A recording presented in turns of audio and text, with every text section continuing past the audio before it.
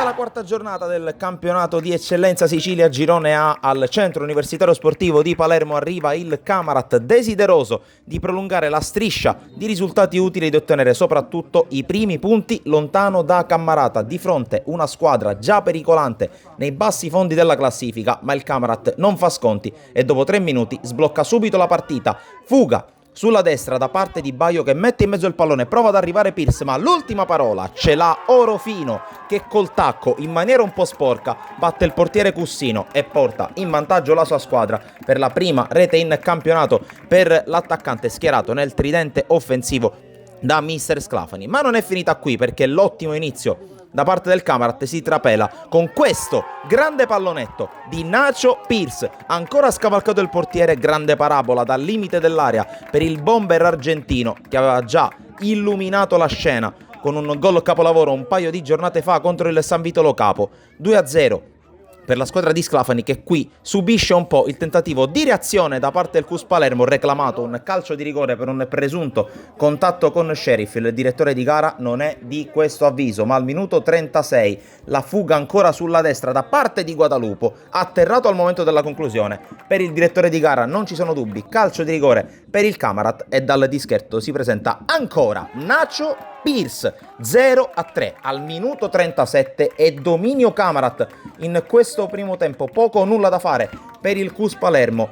L'esultanza dell'ex attaccante delle Montelepre davanti al pubblico di Fede Montanara, ma non ha ancora finito la squadra di Sclafani, che continua ad attaccare, questa volta per vie centrali, poi lo sfogo sulla sinistra trovato sul mancino di Di Marco, che non replica quanto fatto dal suo omonimo in maglia interista e non trova la porta per l'eventuale 0-4. Saltano un po' i nervi sulla panchina del Cus Palermo, ne fa le spese Morana, che viene espulso pur non essendo in campo, e poi il direttore di gara manda tutti negli spogliatoi per uno 0-3 che per il momento non ammette repliche. Poi, come si vede dalle immagini prodotte dal nostro Pietro Piazza, piccolo problema prima della ripartenza delle ostilità.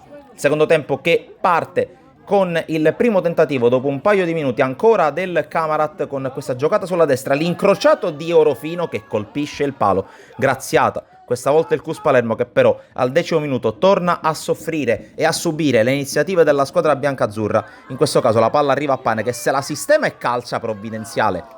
Una deviazione a mettere il pallone in calcio d'angolo, poi all'improvviso si fa vedere il Cus dopo questa giocata in uscita dal basso sbagliata da parte del Camarat, e allora azione che arriva nel cuore dell'area dove arriva l'incrociato mancino, lento ma efficace da parte di Gaetano Corda, e 1-3 a mezz'ora dalla fine prova a riaprire le ostilità la squadra di Ferdinando Zappavigna in maglia arancione, che però al minuto 72 rimane in inferiorità numerica. Troppe e troppo veementi le proteste di Peppe Duro, che va in doccia con qualche minuto di anticipo rispetto al triplice fischio e lascia i suoi in 10. Si aprono allora delle immense praterie per il Camarat, che qui in fuga con Lococo sparacchia altissimo con la palla che finisce quasi in autostrada. Pochi minuti dopo, dinamica praticamente uguale dell'azione, questa volta con Nacho Pierce che controlla, se la sposta sul destro, guarda la porta ma non la trova davvero per poco al minuto 89. Poi ben 10 i minuti di recupero combinati dal direttore di gara, che decide allo scoccare del minuto 100 di dire basta. Vince il Camarat, che si porta a quota 9 in classifica. Da Sportisili è tutto, alla prossima.